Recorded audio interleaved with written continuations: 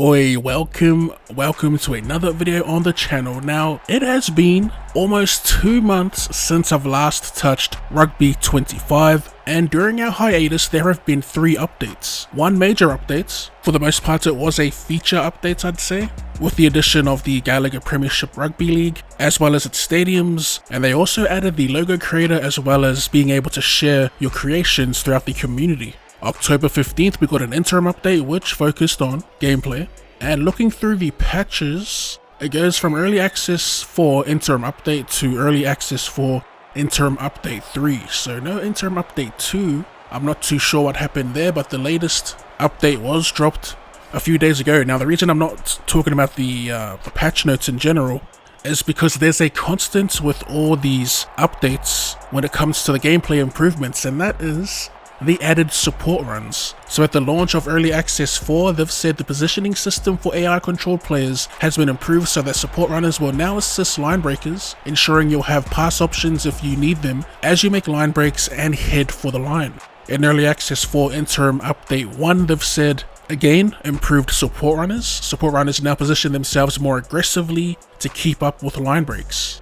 And in the latest, adjusted support runners passing. They adjusted the pass targeting to prioritize support runners. So as you can see, they've been working diligently on the support play and everything involved around that. Now I've played one game, and I've got to say, my experience from this one match is easily the most fun I've had playing Rugby 25 in early access. For one, we did finish a 14-minute game, and the improvements made to passing, the focus on support running and everything around that aspect of the game, it's drastically improved. Since the patch notes were more so about improving passing and support play, that's the style of rugby I decided to play in this match. I did try to get some clearance kicks in there, but man, I don't know if I'm just terrible at it or if I'm pressing the punt too early for the game to even register it, but I still can't general play kick for the life of me. Like I said, I've only had one game and I did want to get my quick thoughts out there on the improvements I did see. You'll see in gameplay we've set up some decent tries, the short passing in particular, which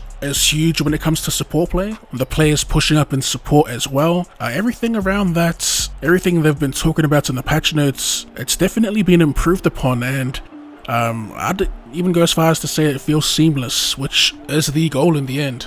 Other improvements I've noticed was decision making by the AI, the passing, the offloading. It doesn't feel too sporadic. If they do go for some unrealistic passes, they tend to get picked off, so rightfully punished. And they did mention in the interim updates that they improved kicking systems for the AI. Basically, it said the system for in-play kicks improved, including AI better targeted kicks when attempting a 50-22. That was pretty noticeable in this game as well. Something else that I noticed was that the fend off actually worked. Before this patch, I used to try to fend all the time, and that would cause my ball carrier to slow down and get tackled in the process, even after successfully performing a fend. I think there may have been a glitch that's been fixed now. You can fend off opponents and not lose momentum. You can fend and pop short passes. I don't think it was listed in the notes, but it was good to see that finally addressed.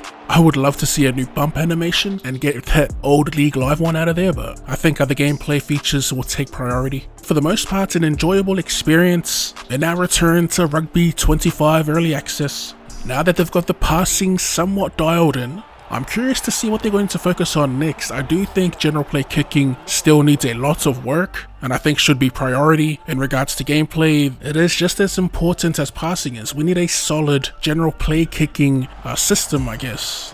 Like I've said in the past, the only times I've actually gotten some decent distance into my punts was when I was in a ghost town and there was no one around my player attempting to kick, and that would usually happen after a clearance from the AI. When it came to me trying to set up for a clearance from the ruck, even when I chose the deepest defender possible, would still get bombarded by the defense, or would get interrupted, and the distance in the punts would be, I'd say, max 15 meters. Basically, it still feels like you have no time at all to actually kick. I'm going to play a few more games, see if that's just the me thing when it comes to general play kicking, The gameplay that you're watching in the background is me playing on normal, so I'll be bumping up the difficulty and see how it differs. I'm also going to play around with the player creator and see how it differs from Rugby League Live 4's iteration. For now though, I think we're going to call it there, something short and sweet. I'm looking forward to future updates of Rugby 25. They are slowly improving with every update, it feels like. As always, if you did enjoy this video, be sure to run straight at that like button, and for more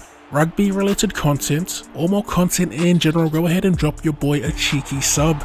Thanks for tuning in, and I'll see you later.